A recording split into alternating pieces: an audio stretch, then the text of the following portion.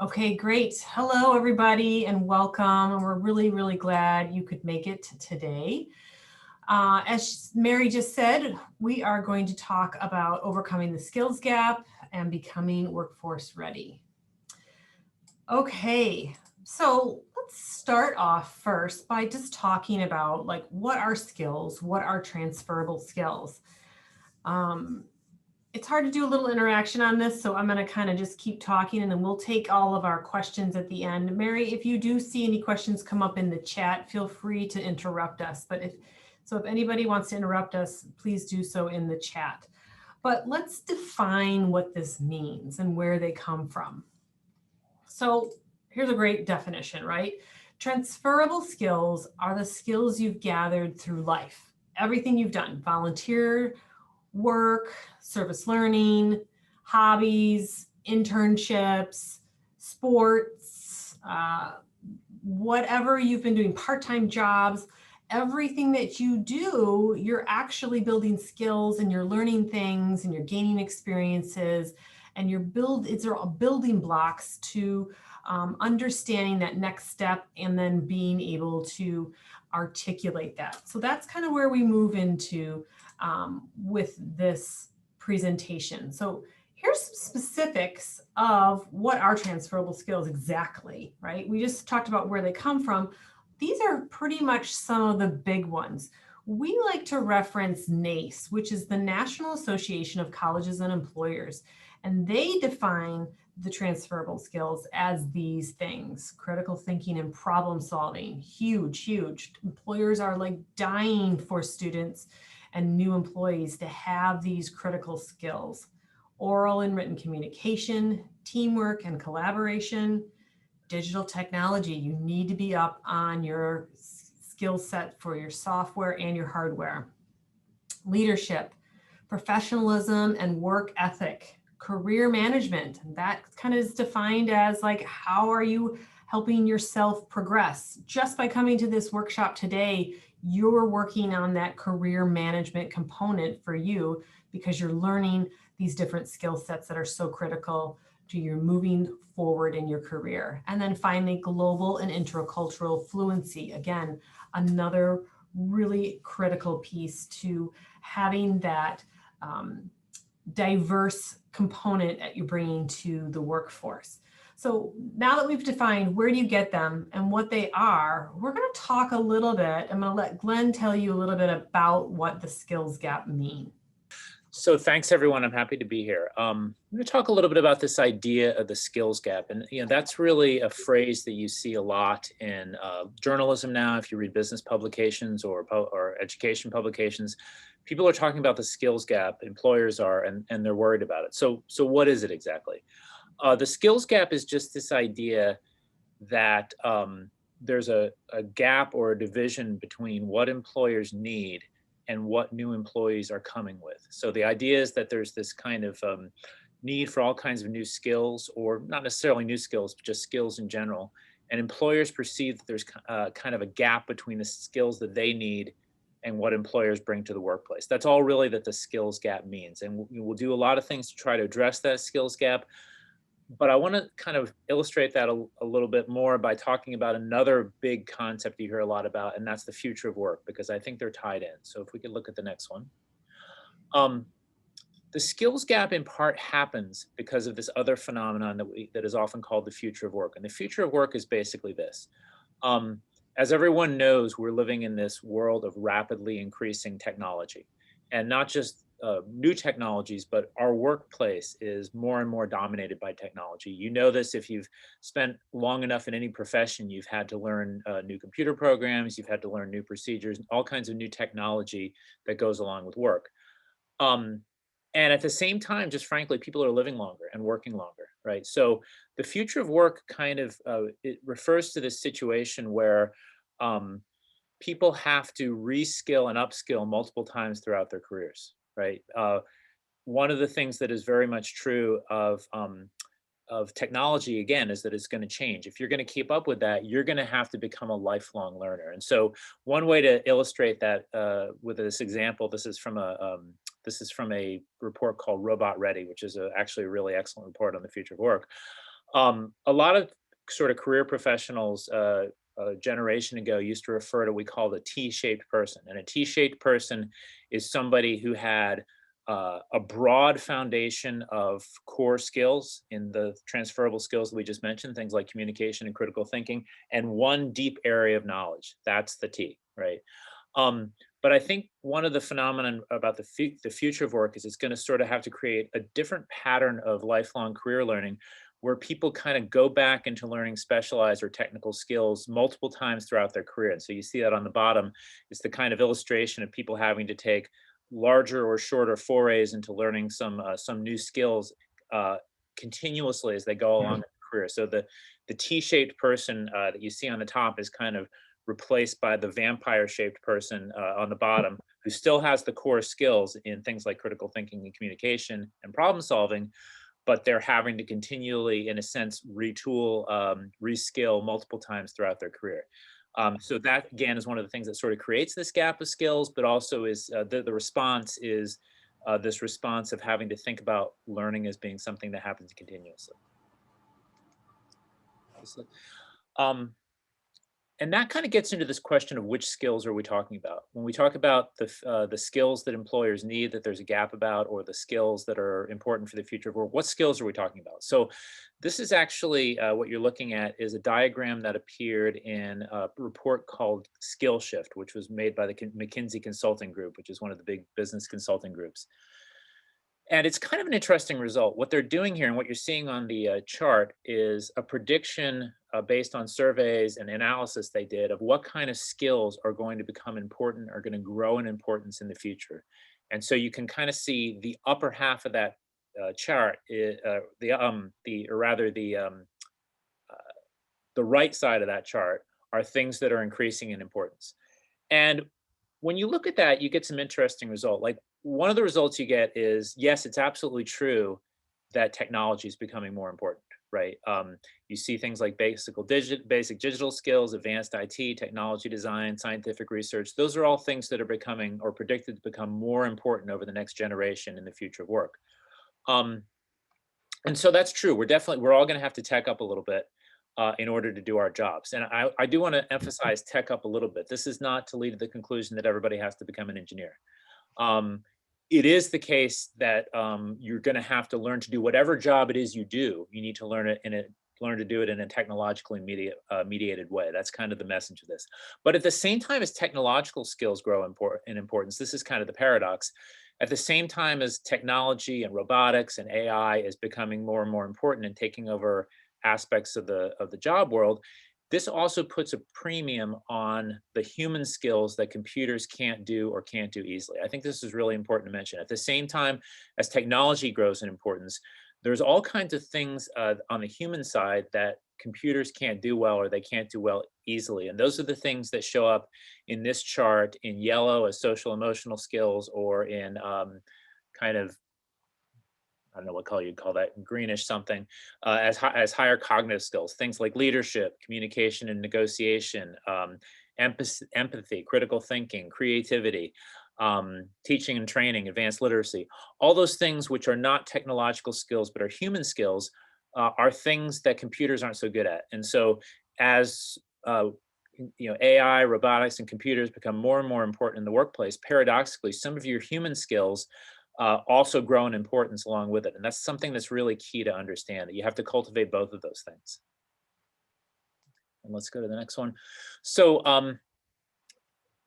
so I guess one piece of advice for that, right, would be to know your core skills. And your core skills, your transferable skills, are those things that were listed at the very beginning, that were listed as the NACE competencies. Another version of this is the value rubric as the value skills that are produced by the American Association of Colleges and Universities. This is a list of their 16 core competencies. If you look at this and then you look back at the NACE list, they're actually very similar. And I think that's actually very encouraging, because this list was created by an organization of universities. NACE is largely an organization of recruiters and career offices. And it's encouraging that the people who think about college curriculum and the people who think about careers are for the most part, thinking about the same thing. So I want to encourage you in that regard, that a lot of the core skills that your teachers care about in the classroom really do turn out to be the same kinds of core skills that are going to be important for you in your professional life. So let's go on to the next one. So I want to talk about a couple of those types of skills, right? When you think about those core skills, those transferable skills, one of the things that I think is really important for you to realize is that you're already gaining them. You know, when you think of something like critical thinking, written communication, problem solving, teamwork, that's not something you need to learn new now just because I told it to you, or learn after you leave college. You're already picking up those skills, you know, and every time one of your professors assigns a writing assignment, you're learning written communication skills. You know, every time you do a group work assignment or a team project, you're learning teamwork. All those kinds of things that go along just with the normal assignments and also extracurricular activities that you do in the course of your time as a student. These are all things that are leading to you developing a lot of these skills as you go along. The trick, I think, in a sense, is to learn to recognize those skills and make it invisible. That's why I have a photo here from The Wizard of Oz. If you know the story, I'm sure everybody's seen the movie. If you haven't, please go out and see it. It's great. What happens in the movie is that Dorothy's friends are all in search of some virtue, right? The lion wants courage, the Tin Man wants a heart, and the Scarecrow wants wisdom or intelligence. And the kind of the trick of the story is that they already have those virtues, but they don't know it. It's not until the end of the movie when the wizard gives, in this case, the lion a medal to symbolize his courage, that his own, all those things that he's already had now become visible to him, and he can acknowledge them. And I think this is kind of an important metaphor for education as well. You're already gaining a lot of the skills that are very important to you as you go along in your education, especially in those transferable skill areas. The trick is to learn how to recognize them, how to make them visible to employers, and how to apply them in the workplace. So that takes a little conscious effort, but the core skill is something you're getting already. Let's go to the next one. So I want to kind of use an example of this, of how you might think about the way your skills lead to careers. So again, I think sometimes people are at a loss to think about what kind of job their major might lead to, or what kind of job their education might lead to. Oftentimes, when they're at a loss in that way, is because they didn't think about the skills. They thought about the title of their major instead. So I'm just going to use as an example here one of the degree programs we offer at FGCU. It's the BA in English. And I kind of picked this one intentionally because it's one of the majors that a lot of people think have limited job prospects. You know, if you say, oh, I'm majoring in English, there's two answers to that question. One answer is, what are you going to do with that? The other answer is, you're going to be a teacher, aren't you? Right? That's an example of sort of thinking about that in a limited way. But if you're thinking about that kind of major, or any major, it really helps to think about it in terms of skills. So one way to do that would be to say, okay, if I'm majoring in English, what are the skills that I learn in that program? Well, you could kind of identify some primary skills. The most important skills, the showcase skills of the English major, are surely going to be reading and writing. So I can go off of that AACU list. I can say written communication has to be one of them, and critical reading has to be another, right? If you're an English major, you can write and read carefully. But also along with that, you're also reinforcing a lot of other core skills that are maybe highly developed by the English major, maybe not as important as those first two, but you're still getting a lot of them. Those would be things like inquiry and analysis, intercultural knowledge as you read literature from different countries, critical thinking as you think through the interpretation of the piece and have to argue for it, oral communication as you're doing things like presentations in class. All those kinds of things either go along with the subject matter of English, or they go along with the way the English courses are typically taught. So you're going to pick up all of those skills pretty well, pretty intensively if you take that major. Now the question is, how do you think about jobs, right? I think for a lot of students, there's a couple of, it's helpful to think about jobs kind of in three stages. One would be to think about jobs that connect directly with the content matter of your major. And those would be jobs maybe that even have the same name, who even has the name of your major in the title. Now for some majors like nursing, that's going to be very direct. You major in nursing, you become a nurse. For something like English, a liberal arts field, that's where you might get the assumption that everybody's going to become a teacher, because That's the, English teacher at least has the word English in it, right? So yes, in that case, there is a job where the content matter, literature, connects directly to the job. But again, again, if you're in that major, you would do yourself a huge disservice if you thought that was the only thing you could do. So once you start thinking about skills, other things open up to you. So let's look at the second one. The second stage would be to think about the main skills, the core skills of your major, and think about what jobs connect with that. Not jobs necessarily that have the word English in the title in this case, but jobs where the core skills, in this case, reading and writing, are also the main skills of that job. And when you think about that, other jobs start to open up, like, for instance, a journalist, right, which is obviously a huge writing job, an editor, a professional writer who works with a company to write advertising copy or manuals or something like that. All those things are jobs that connect with those main writing and reading skills of the English major. But there's a third stage, and those would be ones that where writing and reading is an important skill, but it's important combined with the other skill, where the skills of the job are kind of a combination of the sort of different set of skills, the half dozen, 6, 7, 8 skills that you're picking up very well in that major. And there you would see things like jobs like marketing and PR, jobs like management, right? You might not think of those as jobs for an English major, but really those are jobs that rely very, very heavily on oral communication, critical thinking, writing, interpersonal skills, all intercultural knowledge and diversity. All these things that are associated skills with the English degree are also tied with the kinds of things a manager or a marketer do. Or if you want to go to grad school, again, think about a profession like law. What is it that a lawyer does? Well, a lawyer reads documents carefully and writes about them precisely. That's what a lawyer does.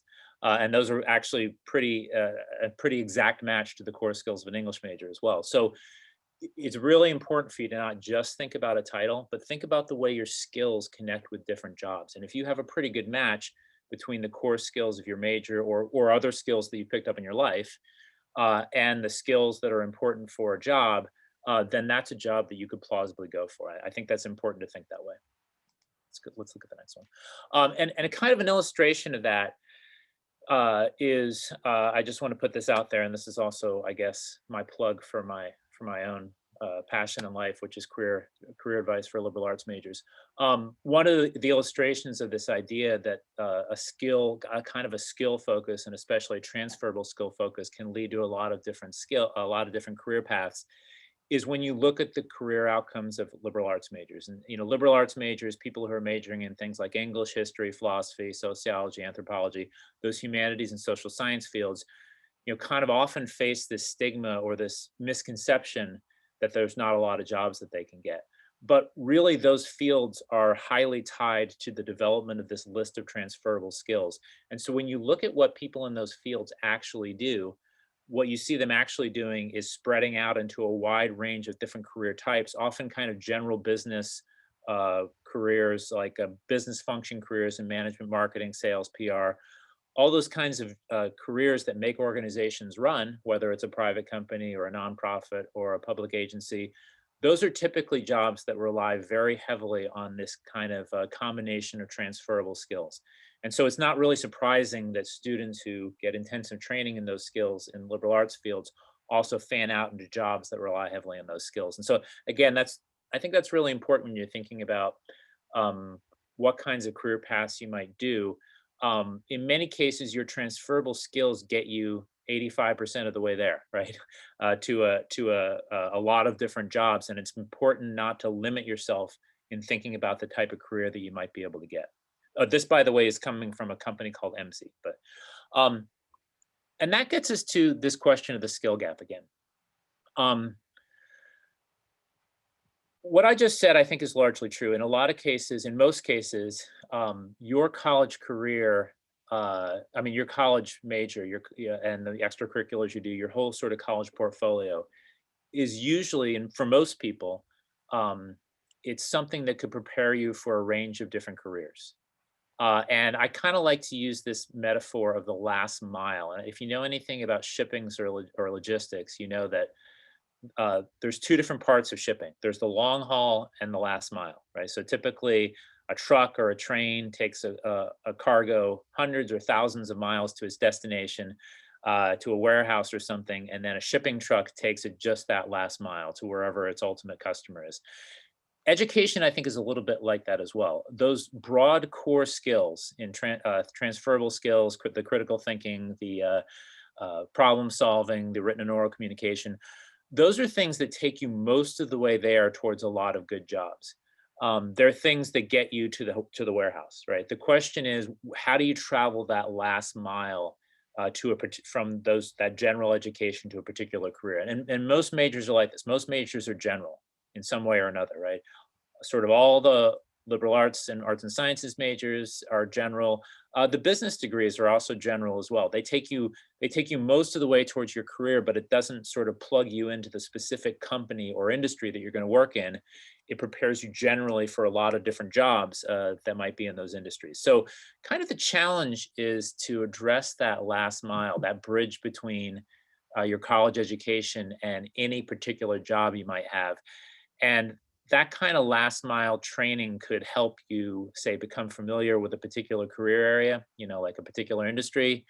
It might help you gain skills that are specific to a particular career. It might be the last mile of teching up by learning some piece of workplace technology that's going to help you succeed in the workforce, but maybe wasn't directly taught in your major. All those kinds of things are things that could help you take that last step from your college education to your career. And that's kind of become the focus of this idea of skill badging or skill training at FGCU. So I want to make a quick transition and talk about that. Um, so FGCU is in the process of planning and executing a skill badging program within our student body. It's called FGCU Badges. And what we're going to do is try to come up with some recognitions for and training in skills for students. And we're going to do this in two ways. We're going to build one set of badges around the core transferable skills. As I mentioned, one of the issues with the transferable skills is that very often they're not visible to the employer or visible to the student because they're not the name of a course. You don't necessarily know that you have good leadership skills until somebody tells you, or even good public speaking skills. Sometimes you don't realize until somebody tells you. Those skills are really important for employers, but the employers can't necessarily see them on a transcript. So one of the things that we're working on in this FGCU Badges project is coming up with ways to assess and provide recognition for, first of all, this core list of transferable skills. And we're using the NACE competencies again as the list of those skills, because those NACE competencies are very widely recognized by employers. And this will be something that will help sort of bridge that gap and help you speak the language of employers. So one of our goals, one of the processes we're working on is to provide badging experiences in all of these areas. You'll notice that there's 8 NACE competencies and there's 10 badges. That's not because I can't count. It's because we split up things like oral and written communication for assessment purposes and made it 2 badges instead of 1. So let's go ahead. That's just the fact. These are the 5 badges that we're offering in a pilot program this year in the Pages program. So, but we'll add the other ones as we go. So the skill badges that we're working on, each badge is again something that represents a skill, and it's a skill that's been assessed in some way, and a skill that has a workplace focus. I think that last part's important to mention, right? A lot of the skills, a lot of skills you develop very well in your college education and things like written communication, right? I'll take an example of that. You always have to write papers or exam questions or lab reports or something as you go through your education. You're going to get a lot of practice writing. But your employer is not necessarily going to understand or be interested in your term paper, right? They're going to be more interested in some application to that skill that has a workplace focus. So one of the things that we try to do in badging is to try to assess skills not just the way they would be assessed in a classroom, but with a workplace focus in some way that is meaningful to an employer. We do it as a digital credential, as something that produces a badge that you can share on LinkedIn, that you can share on job sites like Glassdoor or some of the other ones, and a digital badge where there's data embedded that the employer can look at. The idea is that each badge in some respects represents, in some ways, kind of a portfolio of the items you did to develop that skill, so that an employer looking at it could go in and look to see what it is you did exactly to develop and to demonstrate the skill that's being indicated in the badge. And again, these are things that we're doing in order to help students with career development. So the badge is basically naming a skill that's important to employers. It's going to do it outside of your normal transcript, and it's going to be something you can show to employers as you go and interview for a job, for instance. And we're going to get employers involved in this process as well.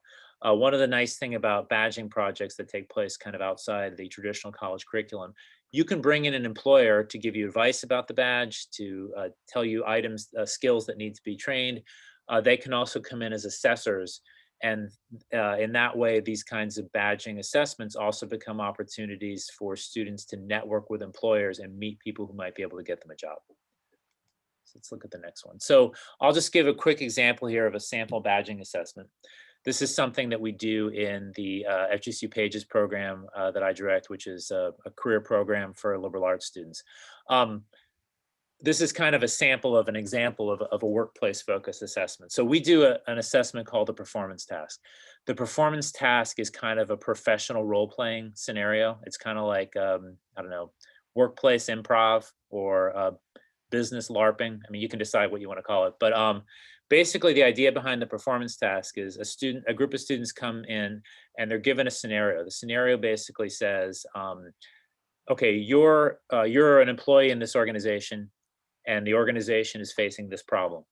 And here's a library of documents that explain that problem.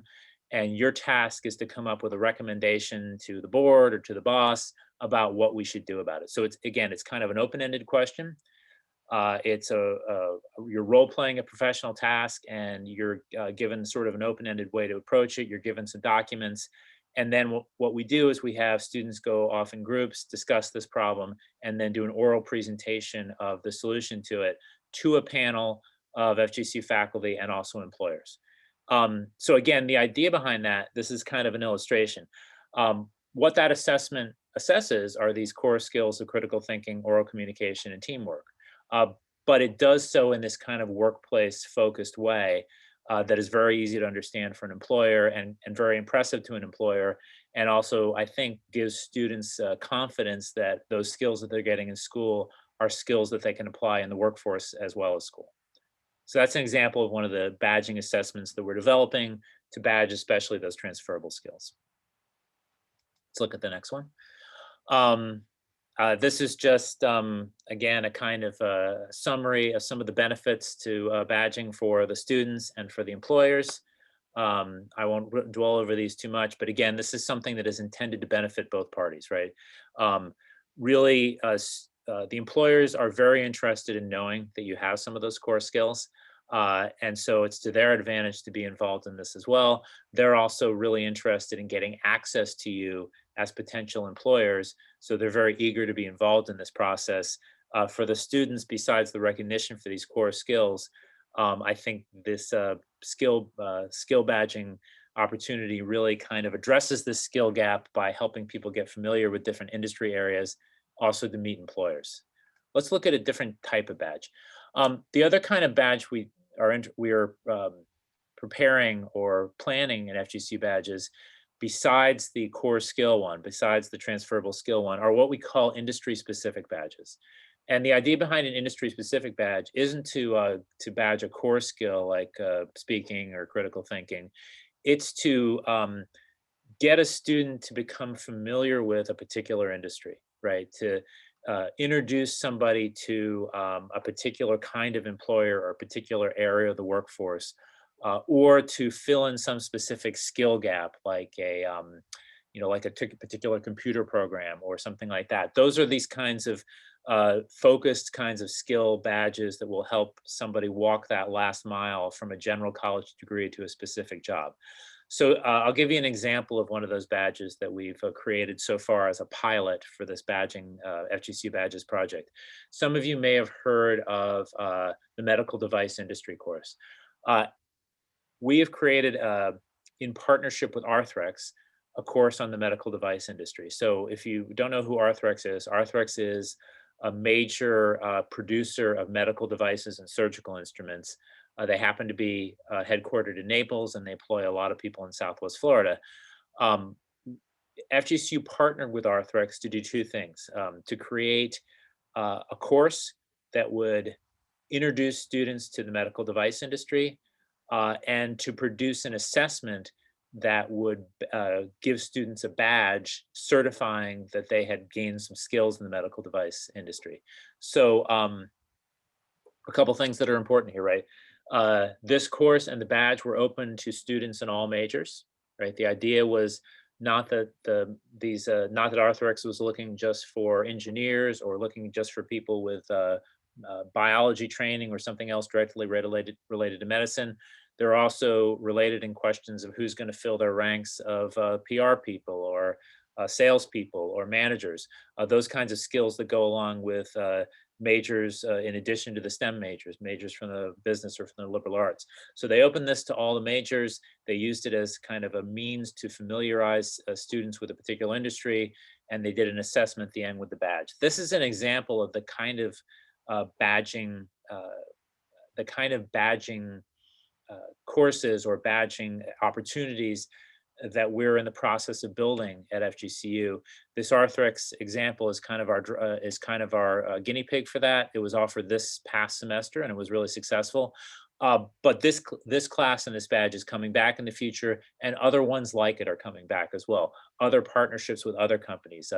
I know, for instance, that we're in the midst of working out a partnership with IBM to provide some skills training as well. So these kinds of opportunities to kind of get a guided tour or a close look at one particular industry are going to be part of this badging program and provide students, again, with some of that last mile experience to go from their general degree into a specific job. Let's look at the next one. And that gets us into Arthrex Day. And I think, Rose, this is back to you. Sure, thanks. So what a great lead in to Arthrex Day, which is next Friday. And I really encourage, if anyone is even slightly interested or intrigued by that last badge that Glenn just described, I encourage you to sort of move forward in that exploration and sort of taste test and dip your toes in the water and see what Arthrex is all about.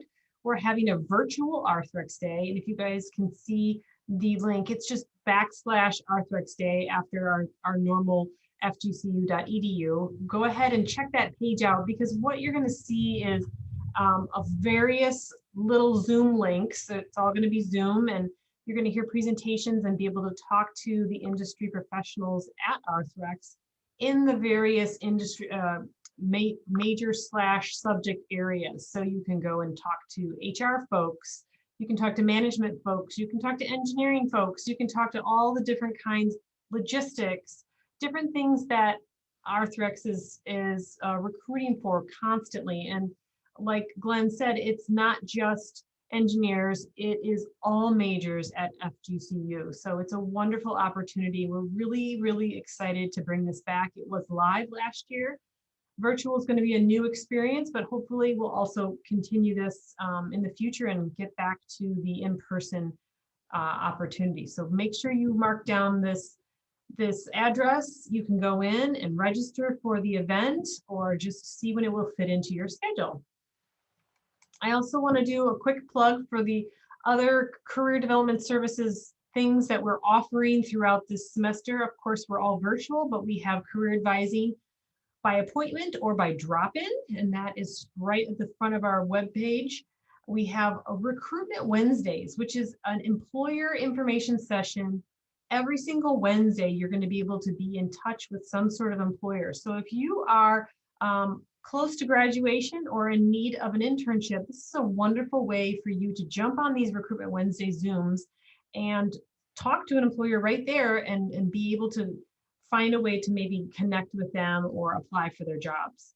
Then, of course, we have a traditional career fair. It will also be virtual on March 10th and 11th, and I encourage you to go to our website to learn more information about that. And then finally, our website and all of our resources are accessible 24/7. I think that that's sometimes overlooked. especially if you're panicking about what you're going to do with your life at midnight. You can go watch a video. We have a YouTube channel. You can go and look at some jobs through Eagle Career Network, which is formerly Eagle Career Link. And you can sort of ease your mind and then book an appointment for the next day, and we will talk to you then. Let me show you a page of what our website looks like. These buttons up here will take you really quickly to some of the things I just talked about. Here's the Eagle Career Network link right here. You can take a look at our resource guide, and then the navigator is a lot of local employers that are really excited to work with us here at FGCU. And then this is our contact information, of course, our website address. And then if you want to email or call us for appointments, we have lots and lots of opportunities.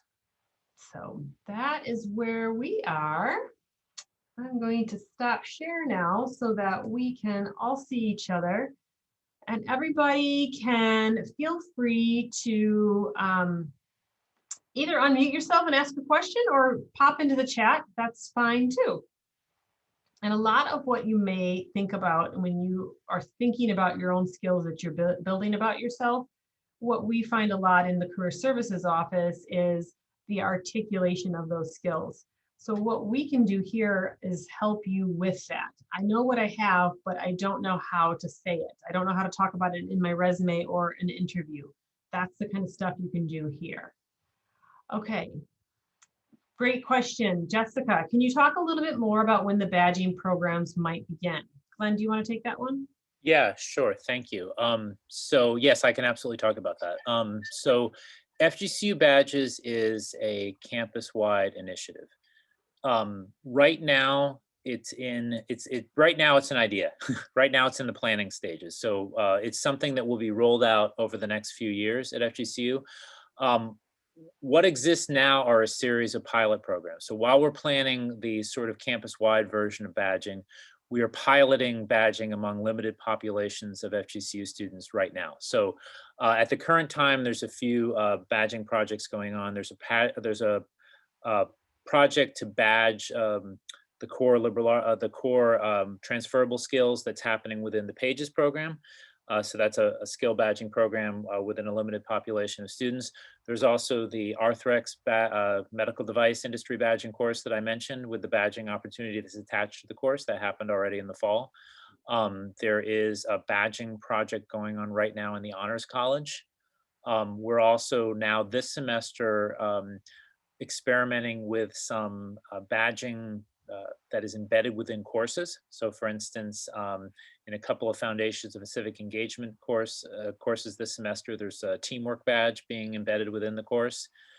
In my own senior seminar course for philosophy majors, there's a couple of badges that are embedded. So we're kind of taking a multi-pronged approach to this. Right now, what we're doing is piloting the concept of badging, kind of working on getting it right. And we'll use the experience of having done that with limited populations of students to roll out something larger as we get into next year and the years after that. Thank you. So if you're in my Foundations of Civic Engagement class, I wanted you to hear that coming from Glenn Whitehouse, Dr. Whitehouse, to know, so that you all know you're going to be part of the pilot, and more information will be coming in class in the upcoming weeks. Great. And honor students as well. I've got honor students here too. So we can talk about that a little bit more, and maybe have Dr. Motley come in and talk about Portfolium and how you can document as well. So all good stuff. Thank you. And there's more questions coming in. Yep, I see them. Emily Stringer says, how many internships is a good number for future employers? That's interesting. My personal opinion from the career standpoint is the more the merrier, the better. If you can fit into sometimes even 3, you're just going to look that much more desirable to the employer at the other end, and you'll have that much more up on your sort of competition. If it's between you and another person and you did 3 internships and that person only did 1, they're probably going to go with you if you're about equal everywhere else. So, and it's just more information for you. I always think that too, internships are just as much helping you say yes to something as they are to say no to something, right? I mean, I did 4 internships and said no to all things in those 4 things. So it helps you continue to move along at a faster pace. And then the next question, I'm about to graduate this May. Do you believe Recruitment Wednesday is a great way to connect with employers in the area for upcoming summer or fall, or is there another opportunity you would recommend? Brenna, that Recruitment Wednesday is wonderful. I would go in there and see which companies you really want to talk to based on your major and your career aspirations. And then the career fair is going to be great. It's going to be all video. And so you just show up, dressed and ready, just like you would. We're going to do another noon Zoom about career fair preparation. We've got several more coming up about resumes, interview prepping, all the basics that you would ever need. If you didn't want to come see us, we can tell you those in person or in Teams calls, but you can also pop into the next noon Zooms and learn how to prepare yourself to be ready to talk to all of these employers. So yes, Brenna, I would go to whatever it looks like it's in connection with where you want to go. Jessica? Can I add one thing about the internship question? In addition to having multiple experiences, as Rose talked about being beneficial, I want you to also think about at what level and what skills you're gaining at each internship, so that, you don't want to come in and do just entry level 3 different times, because if somebody has one internship where they got to have a very focused experience and delve deep and be gaining skills, that would be maybe better than a lot of repetitive entry level skills. So definitely seek out opportunities 100%, because what Rose says is so true. You learn what you want to do as well as what you don't want to do.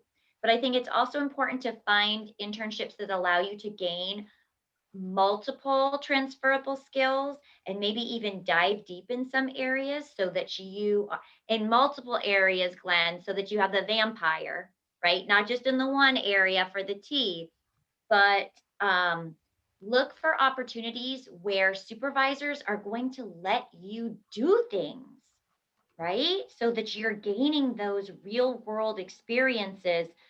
And then you go to career services and you learn how to frame those on your resume and talk about what you got to do in these internships in your interviews, et cetera. I think there's another question about internships. Okay. Yeah. Is it ever too late to try to get an internship, even if you're close to graduation? No, you can do it. You can always squeeze something in, because the definition of an internship isn't necessarily a particular set of hours or length. Sometimes some they call them micro internships, and it's where it's a shorter period of time, maybe a little more intense, but you can sometimes get just as much information and experience out of a micro internship as you would maybe a semester long internship where you went 5 to 10 hours a week or something. So absolutely not. I would for sure try to get something. Would it be helpful or wise if an accounting internship may want to take you the semester off, pushing back graduation?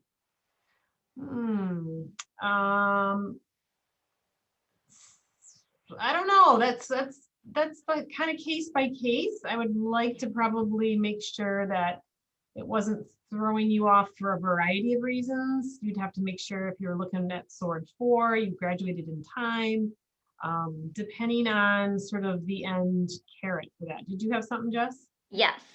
This is the first thing that I was going to say is the best person to talk about internships with would be our director of internships and cooperative programs. Her name is Ashley Droz. I'm going to put the link to the Office of Internships and that email into the chat so that you can get that.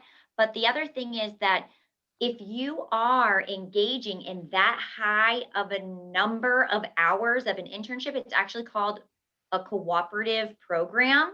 And we have a course that you could take so that you wouldn't necessarily need to be not attending courses.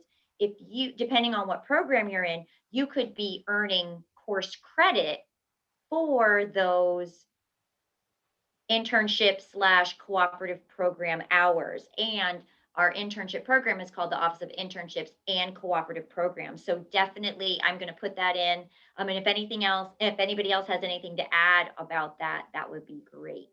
Could I mention the Pages Internship Award? Yeah, let me. Oh, Yeah. And there's a new one out too, Glenn. We modeled that. There are 5 opportunities for paid internships as well. Go ahead. yeah, so let me just mention an opportunity that is run out of the program I work with, the Pages program. So, one of the things about internships is that they're they're great opportunities and they're great ways to get they're really high impact for career purposes, but some of them are unpaid. And the fact that some of them are unpaid can be a barrier to people taking them. So there are some opportunities to get some partial compensation for people who are taking internships that are unpaid. So the program that I run in Arts and Sciences, the Pages program, we have an award program that is the Pages Internship Award, and that is an award program that students can apply for that essentially replaces the cost of the pay that you're not getting from an unpaid internship. It is a competitive award, and it is only for students majoring in the fields that we serve in Pages, which are the humanities and social science fields in Arts and Sciences. But if you are in one of those fields and you have an internship opportunity coming up in future semesters, I'd encourage you to take a look at this award, because we have been able to fund some students to take some really high impact on unpaid internships, and that opportunity is out there. And I know that Ms. Ray, you were also mentioning that there's another version of that that's not restricted to the majors that I mentioned.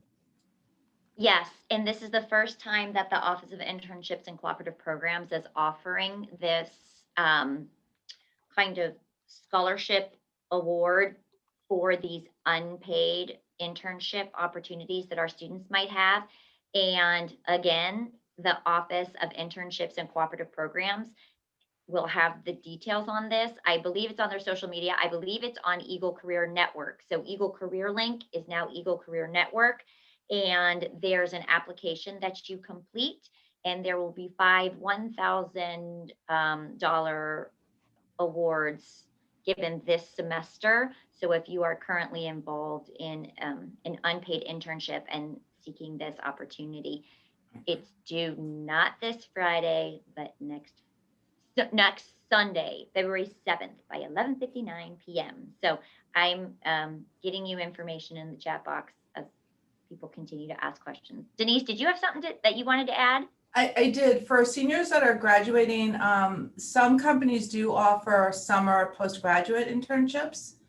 So for students that are either struggling to find a job or want to try something out, there's postgraduate internships. They're not as common as semester-long internships, but that's an opportunity. And then the other thing that we don't talk a lot about, and companies are starting to open up a little more around this, is their 1 and 2 year leadership programs. And so instead of going into a company with a specific job, you go in as a rotational student or a rotational employment, where you get to work in various aspects of the company for a year or 2. It's almost like an internship because you're moving around, but it is a paid position. And a lot of times those programs will lead to jobs. And so when you're looking for internships as seniors, you want to look at opportunities for students or recent graduates, because a lot of companies are starting to build programs specifically for that group of potential employee. Hertz has a great leadership development finance program. I'm sorry? Hertz has a great finance leadership program. Yeah. Judith, you might like that, actually.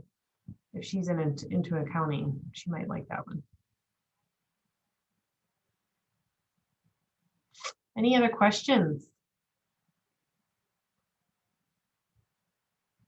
Glenn just put in the chat how to reach Glenn about Pages, the liberal arts career program. Also just put in the internship website and Ashley's email address, the director of internships. So check all those out. And if we don't have anything else, Mary, you want to wrap us up? Sure. While we're on the subject of money, we just got an email from the University Women Association out of Naples, or the Association of University Women, and they are offering scholarships. And seeing as we all have young ladies here today, if they're offering them now, so if you need information, I'll put my email in there. Go ahead and send me a note, and I will give you the link to apply. So, thank you all for being here. It was great. Great information. I hope you guys all learned new things, and we will see you soon. Take care. Thank you, everyone.